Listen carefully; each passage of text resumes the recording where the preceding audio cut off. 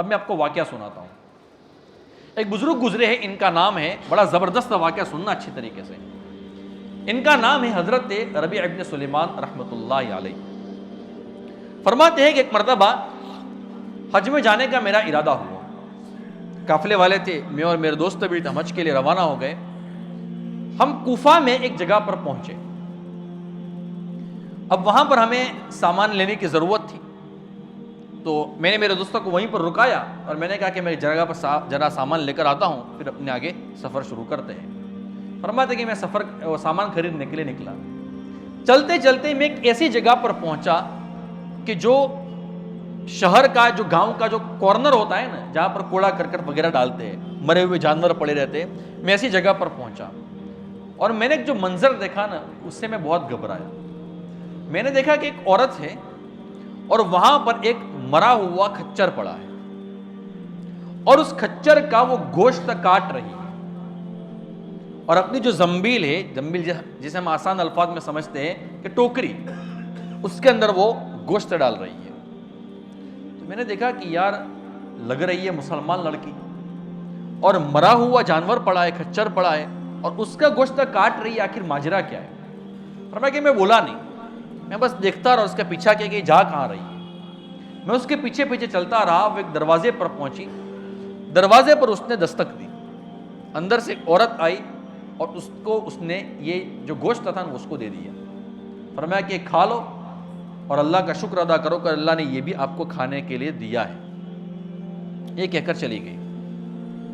میں وہاں پر پہنچا تو میں نے جو عورت گھر میں گئی گوشت کو لے کر, میں نے اس کو پکار کر کہا کہ اللہ کی بندی اس کو مت کھانا, یہ مردار ہے اور مردار یہ شریعت میں حرام ہے. مجوسیوں کے اندر ایک مذہب ہے, اس مذہب میں صرف جائز ہے دنیا کے اندر کہ وہ مردار کھا سکتا ہے. باقی پوری دنیا کے اندر جتنے بھی مذاہب ہیں, کسی مذہب کی کتاب میں لکھا ہوا نہیں ہے کہ مردار کھا سکتے, سب میں ناجائز ہے. یاد رکھو. تو نے کہا کہ تو ناجائز ہے, ہم نہیں کھا سکتے. تو اس عورت نے کہا کہ تم ہو کون؟ تو انہوں نے کہا کہ میں پردیسی ہوں. پھر اس عورت نے میرے دوست کو کہا کہ 30 سال سے ہمارا کوئی رکھوالا نہیں ہے, ہماری کوئی خیر خبر نہیں کرتا ہے, ہم غربت کی زندگی یہاں پر گزار رہے ہیں. میری 4 بیٹیاں ہیں, میرے شوہر کا انتقال ہو چکا ہے, 4 بیٹیاں میری یتیم ہو چکی ہیں. میرے شوہر کی تمنا تھی کہ وہ اپنی بچیوں کی بہترین جگہ پر شادی کرا تھا, لیکن اب کون کرائے. اور آج جو ہماری کیفیت ہے کہ 3 یا 4 دن سے فاقہ ہے, کھانے کو کچھ نہیں ملا ہے. اور مسئلہ آپ کو بھی معلوم ہے, اور قرآن کریم میں بھی اللہ رب العزت نے بیان فرمایا ہے کہ اگر اضطراری کیفیت ہو, جان بچانے کے لالے پڑ گئے ہو, اور جان بچانے کے لیے کوئی حلال کھانا موجود نہ ہو, تو مردار گوشت بھی کھانا جائز ہے. یہ آپ کو مسئلہ معلوم نہیں ہے؟ تو انہوں نے کہا کہ ہاں مسئلہ تو معلوم ہے. تو فرمایا کہ ہم اس لیے اس طریقے سے کھاتے ہیں. حضرت ربیع ابن سلیمان رحمۃ اللہ علیہ فرماتے ہیں کہ میری آنکھوں میں آنسو بھر آئے, دل پر میری بات لگ گئی کہ میں حج کرنے کے لیے جا رہا ہوں اور یہ عورت اس طریقے سے یہاں پر زندگی گزار رہی ہے. تو فرمایا کہ میں نے حج کا ارادہ کینسل کر لیا. میں اپنے دوستوں کے پاس گیا اور دوستوں سے جا کر کہا کہ تم لوگ چلے جاؤ, میں نہیں آتا ہوں تمہارے ساتھ. خیر وہ لوگ چلے گئے. پھر میرے پاس جو سامان تھا وہ سامان سارا میں نے لیا اس عورت کو دینے کے لیے, اور کیش میرے پاس 600 درہم تھے, وہ میں نے لیے. 200 درہم کا میں نے آٹا خریدا اور 400 درہم اس آٹے میں نے ڈال دیے اور جا کر اس عورت کو دے دیے. اور میں نے کہا کہ میری طرف سے آپ کو ہدیہ ہے, اب اس کو قبول فرما لیں. اس عورت نے لے لیے, اور اس عورت نے میرے دوستو حضرت ربیع ابن سلیمان رحمۃ اللہ علیہ کو 4 دعائیں دی. نمبر 1, اس نے کہا کہ اللہ تبارک و تعالیٰ آپ کے پچھلے سارے گناہوں کو معاف فرمائے. نمبر 2, اس نے دعا دی کہ اللہ تبارک و تعالیٰ آپ کو حج کا ثواب عطا فرمائے. دعائیں سننا. نمبر 3, اس نے کہا کہ اللہ تبارک و تعالیٰ آپ کو جنت عطا فرمائے. اب چوتھی دعا جو سب سے اہم ہے, اس نے کہا کہ اللہ تبارک و تعالیٰ آپ کو ایسا بدلہ عطا فرمائے کہ آپ دنیا کے اندر اس کو محسوس کریں, آپ کو نظر آئے کہ میں نے یہ نیکی کی ہے اور اللہ تبارک و تعالیٰ نے مجھے یہ بدلہ عطا فرمایا ہے.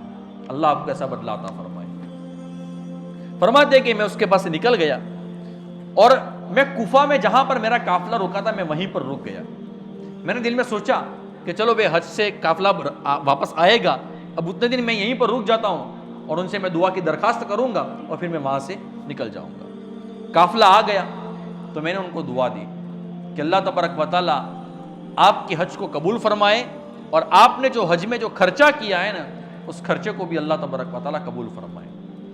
پھر فرمانے لگے کہ یہ آپ کو وہ بندہ دعا دے رہا ہے جو بالکل یوں سمجھو کہ کعبہ تک پہنچنے والا تھا اور وہ واپس آ گیا ہے, یعنی ٹوٹا ہوا دل ہے. اور حضرت خود فرماتے کہ میں بہت رویا کہ میں اتنی تمنا کے ساتھ حج پر جا رہا تھا لیکن حالات میرے سامنے ایسے آ گئے, واقعہ میرے سامنے ایسا آ گیا کہ مجھے جان بوجھ کر اپنا حج کا ارادہ کینسل کرنا پڑا اس عورت کے لیے, مجھ سے دیکھا نہیں گیا.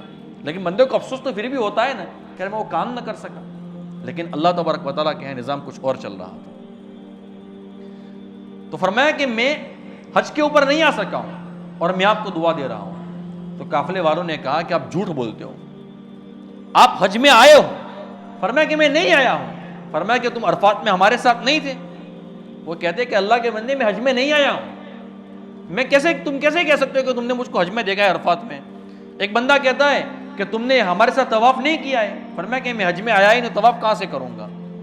قافلے میں سے ایک بندہ آیا اور اس نے کہا کہ تم جھوٹ مت بولو, جھوٹ بولنا گناہ ہے.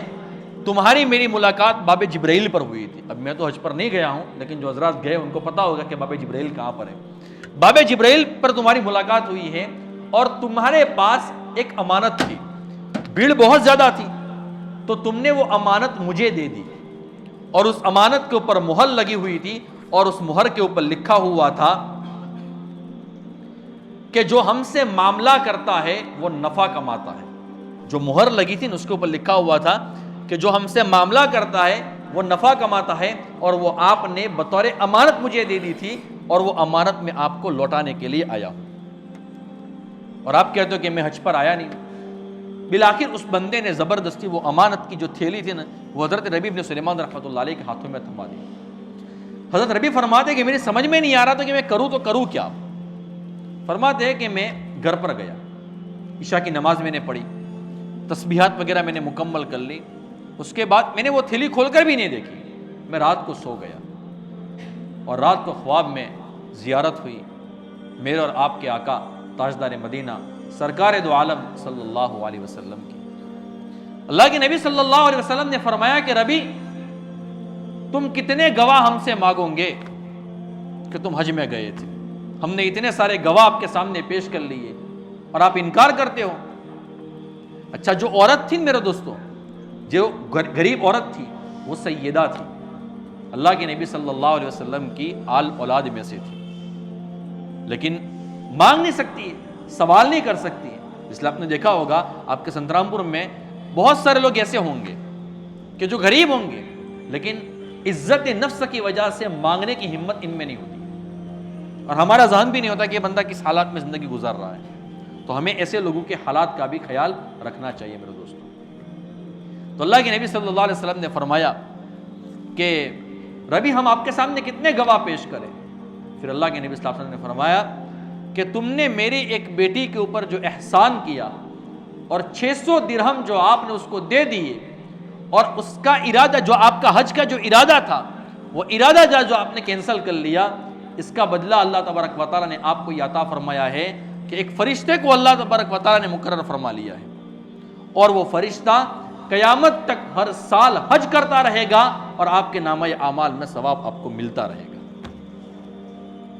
جو ان لوگوں نے ربیع بن سلیمان جیسا جو بندہ قافلے میں دیکھا تھا نا, وہ ربیع بن سلیمان کو نہیں دیکھا تھا, ربیع بن سلیمان کی شکل میں فرشتے کو دیکھا تھا.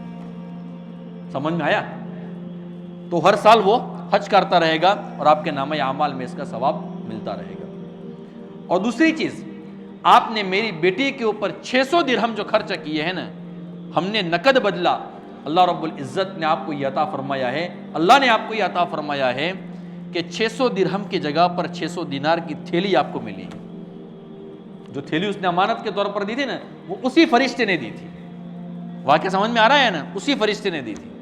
فرمایا تھا کہ میری آنکھ کھلی نا, اور جب میں نے تھیلی کو کھول کر دیکھا نا تو حقیقت میں وہاں پر 600 دینار موجود تھے.